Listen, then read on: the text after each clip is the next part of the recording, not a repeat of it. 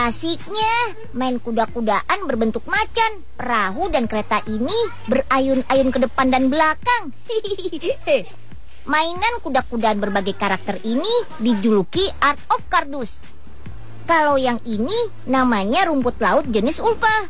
Para petani memanennya pada saat air laut surut. Rumput laut kemudian diolah menjadi camilan yang crispy. Ini dia, nori lembaran rumput laut dengan teksturnya pada saat menggigitnya. Lezatnya. Saksikan liputannya ya teman. Wah, asiknya. Ada Ayah, Noval, dan Rakan lagi main kuda-kudaan ditemani Mama Dewi. Kalau mainan plastik sih sudah biasa. Nah, mainan unik dari Art of Kardus ini baru luar biasa. Yap, mainan kuda-kudaan ini terbuat dari kardus loh. Jangan khawatir, walaupun dari kardus, kuda-kudaan ini sangat kuat. Bisa menahan beban sampai 200 kg. Jadinya orang tua bisa ikut naik menemani anak deh. Nah, penasaran bagaimana cara membuatnya? Ayo ikut Unyil ke Malang, Jawa Timur. Come on. Unyil kumpulin kardusnya yang banyak Pak Eko dan Pak Agus kan mau ngajarin Unyil dan teman-teman bikin mainan dari kardus. Aduh, kaki siapa nih? Apa lihat-lihat, Nyil? Gak suka kamu, Nyil? Aduh, jangan diinjek dong kardusnya. Kamu ngapain sih, Nyil? Kardus kok dikumpulin? Unyil mau bikin mainan dari kardus, Bu. Aneh. Masa mainan dari kardus? Biarin. Yang penting nanti Unyil punya mainan. Denny dan Azam bersama Pak Agus sudah mulai membuat mainan dari kardus tuh. Mulai dengan membuat pola di kardus ya. Ayo, bantu beri tanda di sekeliling pola ya. Oh iya, polanya ini berbentuk kambing.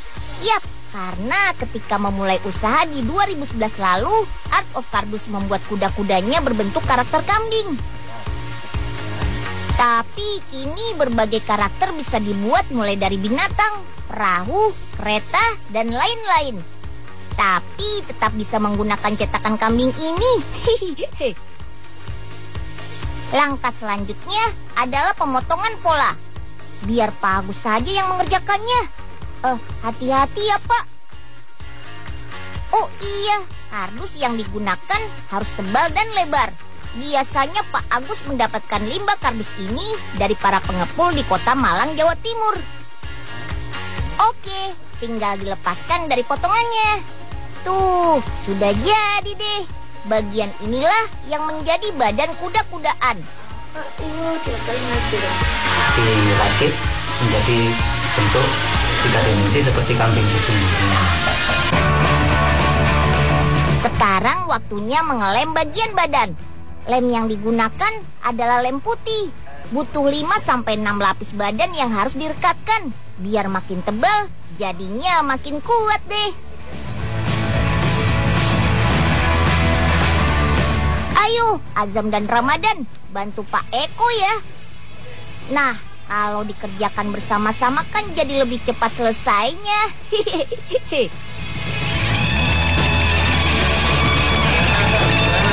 Oke, sip. Sekarang lanjut ke perakitan. Bagian badan akan dirakit dengan bagian punggung dan kaki. Bagian punggung dan kaki lebih tebal dan lebar. Terbuat dari 12 lapis kardus. Ini untuk memberi tempat untuk tunggangannya. Beri lem kembali sampai rata. Selanjutnya, tempelkan bagian badan lagi. Sip deh, sudah terlihat kan bentuknya? Yap, pemasangannya harus pas. Bagian atas rangka haruslah yang berongga, bukan bagian kardus yang halus. Serat dan rongga yang terdapat pada kardus inilah yang akan menahan beban sampai 200 kg. Nah, tunggu selama 4 jam sampai lem mengering. Rangka kardus sudah jadi nih. Wih, terlihat gagah ya. Ide Pak Eko membuat mainan dari kardus ini pertama dan satu-satunya di Indonesia loh. Mantap. Lem yang banyak nih biar kuat. Nyil, Lagi ngapain? Oh, ini nih. Unyil lagi buat rangka mainan dari kardus. Sini. Embul yang ngelem aja. Jangan, Gampang Bul. kok. Embul bikin sendiri aja ya. Dasar pelit. Awas ya kamu, Nyil. Masih banyak kok kardusnya, Embul. Embul bisa bikin sendiri. Loh, mana lemnya nih? Aduh, pasti Embul yang ngambil deh. Woi, Embul, kembaliin lemnya. Embul.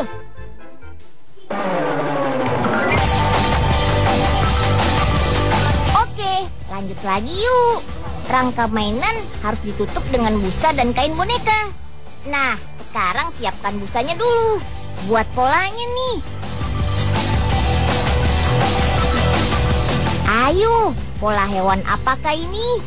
Yap, betul, unta. Pola juga ke kain velboa. Kain velboa ini biasa digunakan untuk membuat boneka. Permukaannya halus dan lembut. Wah, jadi makin nyaman kan ketika bermain.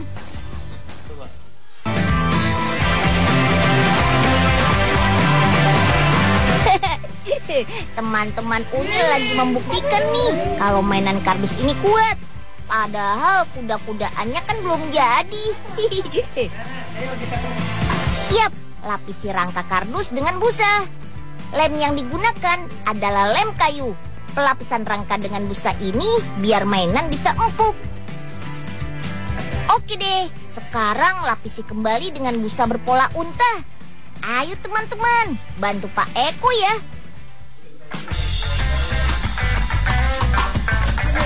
Punuk untanya sudah terlihat tuh.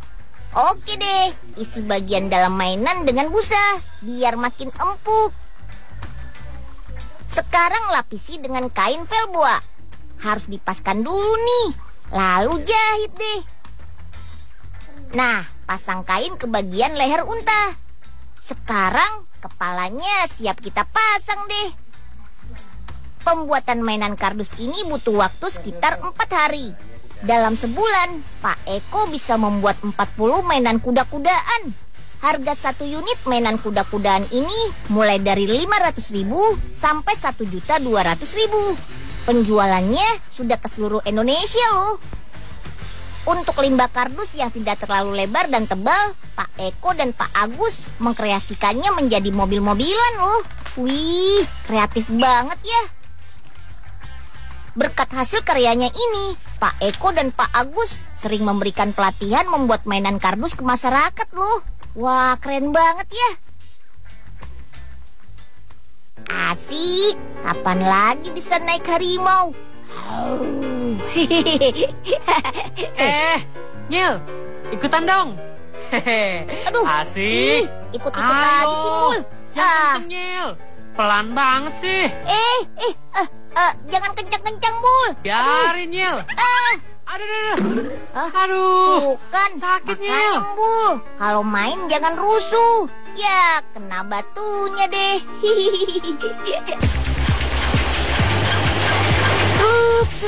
Slup. Wih, cepat sekali adonan terisi ke dalam selongsong. Dalam hitungan menit bisa terisi hingga ratusan. Sudah langsung bisa ditebak kan? Unyil lagi di pabrik apa? Yap, betul, sosis. Makanan cepat saji kesukaan teman-teman Unyil. Tapi sosis yang ini beda loh. Karena selain bisa langsung disantap, rasa sosisnya unik. Ada rasa ayam goreng, cabai hijau, rendang, gulai, dan lada hitam. Miftah, Yuli, dan Rangga lahap banget tuh makan sosisnya. Kok kalian makan sosis nggak nawarin Unyil sih? Kebut ah. Siang-siang begini, daripada manyun, mendingan mancing deh. Nyari empang di mana ya enaknya?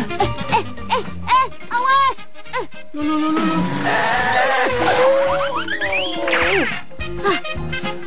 Alhamdulillah. Untung Unyil nggak jatuh. Genjot lagi ah. Aduh, siapa sih naik sepeda ugal-ugalan begitu? Emangnya nggak lihat apa ada Agung Hercules nih naik sepeda? Main serempet aja. Pabrik sosis ini berlokasi di Tangerang, Provinsi Banten. Sejak awal tahun 2015, pabrik ini membuat sosis dengan cita rasa Indonesia. Nah, hari ini jadwalnya pabrik membuat sosis lada hitam nih. Yuk, kita lihat cara membuatnya. Let's go! Mulai dengan menyiapkan bumbu-bumbu.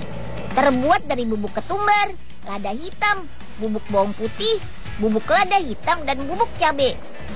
Oh iya, lada hitam memang sering digunakan sebagai bumbu dalam masakan Indonesia. Lada hitam mengandung zat bernama piperin yang dapat mencegah pertumbuhan kanker loh. Wah, mantap kan?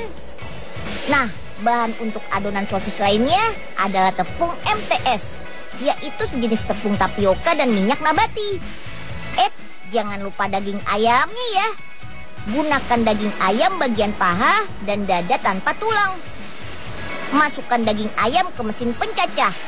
Wih, saking tajamnya, pisau akan mencacah daging ayam menjadi beberapa potongan. Lalu giling potongan daging ayam. Hasilnya jadi seperti mie ya. Oke, lanjut ke langkah berikutnya. Untuk membuat sosis diperlukan bahan emulsi. Fungsinya untuk menjaga tekstur sosis tidak keras. Cara membuat bahan emulsi ini dengan mencampur tepung protein dengan air es. Biarkan mesin mencampur kedua bahan sampai rata. Selanjutnya, masukkan minyak nabati. Sip, bahan emulsi sudah jadi. Lanjut membuat adonan sosis yuk. Pertama masukkan daging ayam giling, lalu masukkan es batu. Yap, harus dijaga suhunya tetap dingin ya, agar kandungan proteinnya tidak hilang. Masukkan bumbu-bumbu, tambahkan juga pasta lada hitam, agar rasa lada hitamnya semakin terasa. Lanjut, masukkan bahan emulsi yang tadi sudah dibuat. Lalu minyak nabati dan tepung. Mesin akan mencampur semua bahan sampai menjadi adonan sosis. Mesin bernama bowl cutter ini bisa membuat 150 kg adonan sekaligus loh. Wah, nggak heran deh kalau sehari bisa membuat 6 ton adonan sosis. Oke, pindahkan adonan sosis ke dalam bak. Dalam bak ada alat yang akan menyedot adonan sosis. Lalu adonan sosis akan melewati alat pendeteksi logam. Ini dilakukan untuk menjaga tidak ada logam dalam adonan sosis. Kan bisa berbahaya tuh. Langkah berikutnya, ini nih bagian yang paling Unyil sukai. Yap, mesin filling atau pengisi adonan ke selongsong. Wih, cepat sekali kerja mesin ini. 1 menit bisa mengisi 170 sosis loh. Yuk, susun sosisnya di dalam keranjang. Sip deh. Sosis-sosis siap masuk ke dalam mesin retort. Mesin ini akan memasak sosis dengan suhu tinggi sekitar 121 derajat Celcius dan tekanan yang terjaga sekitar 2,5 bar. Suhu tinggi akan mematikan bakteri, sedangkan tekanan dijaga agar adonan sosis mengembang dengan baik, sehingga sosis tidak pecah. Setelah 1 jam, keluarkan sosis dari mesin retort. Langkah selanjutnya adalah mandi. Maksud Unyil mencuci sosis. Semprot sosis dengan air hangat. Ini cara untuk melunturkan sisa adonan yang masih menempel. Segar. Lanjut ke pengeringan. Rombongan sosis ini harus melewati ban berjalan sepanjang 25 meter di dalam mesin pengering. Wow! Sampai ujung mesin, sosis sudah kering deh. Cek sosis sebelum diberi label ya. Pabrik ini bisa membuat puluhan ribu sosis ayam siap santap setiap harinya. Penjualannya sudah ke pasar modern di seluruh Indonesia loh. Ayo, siapa yang mau coba sosis ayam rasa lada hitam siap santap ini?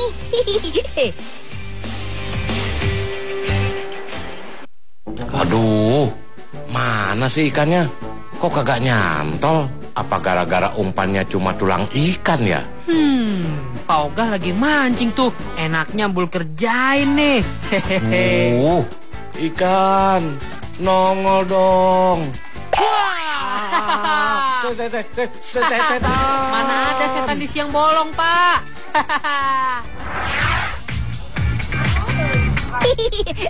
Satu lagi nih, jajanan asik dan enak kesukaan anak.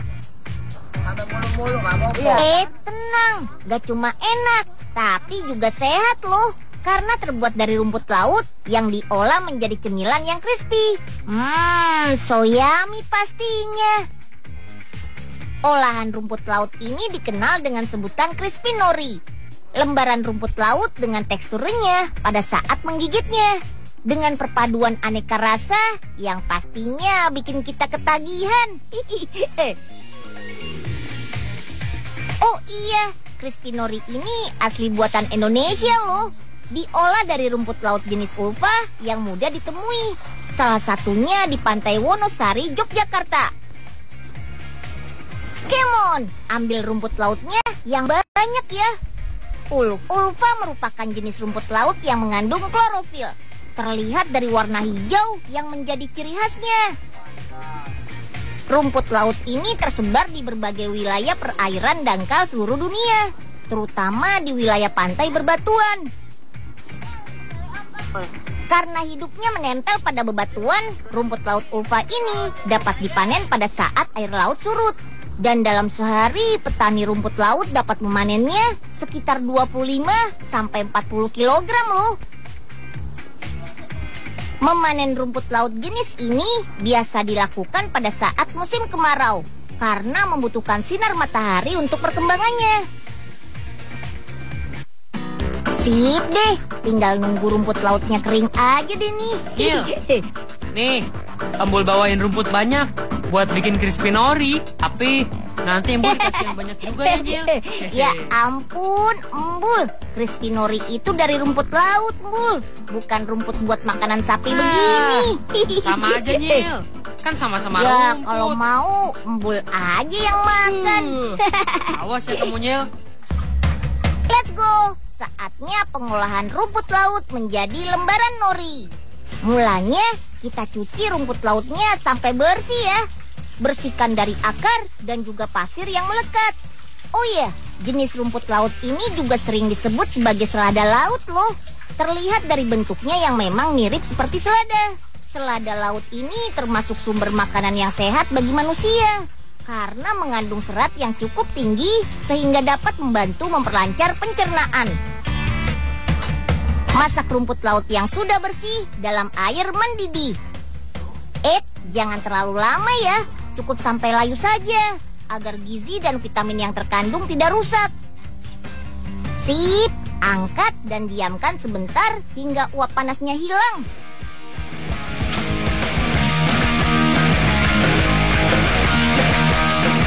Untuk membuatnya menjadi lembaran, haluskan rumput lautnya terlebih dahulu. Dengan cara memblendernya sesekali, agar tekstur rumput laut tidak terlalu hancur, sehingga mudah mencetaknya. Mencetak lembaran rumput laut hampir sama seperti membuat kertas. Masukkan bingkai pencetak dalam wadah berisi air. Tuangkan sedikit demi sedikit adonan, lalu ratakan. Angkat dan tiriskan hasil cetakan lembaran rumput lautnya. Oh iya, tidak hanya serat saja yang terkandung dalam rumput laut jenis ulva ini loh. Masih banyak lagi, seperti protein, lemak, karbohidrat, dan aneka vitamin B, C, juga E yang terkandung di dalamnya. Hasil cetakan rumput lautnya harus dijemur hingga benar-benar kering untuk menjaga kualitasnya agar tidak mudah rusak atau berjamur. Untuk proses pengeringan ini biasanya dapat memakan waktu hingga 2 hari lamanya loh, tergantung dari intensitas cahaya matahari. Alright, rumput laut yang sudah kering, saatnya kita goreng. Biar kres-kres saat dimakan nanti. Untuk menggorengnya tidak butuh waktu lama. Cukup celupkan sebentar saja lembaran nori ke dalam minyak panas, lalu tiriskan. Biar makin mantap, beri aneka rasa pada lembaran crispy norinya ya. Ada 3 jenis rasa yang dibuat nih. rasa original, spicy, dan barbecue. Come on, kita kemas nori-norinya supaya tetap crispy. Terakhir kemas ke dalam dus dan siap deh dikirim ke berbagai supplier dan supermarket. Hasil produk home industry yang berada di daerah Sleman, Yogyakarta ini sudah tersebar ke beberapa wilayah. Pastinya tidak kalah oke dengan produk dari luar negeri.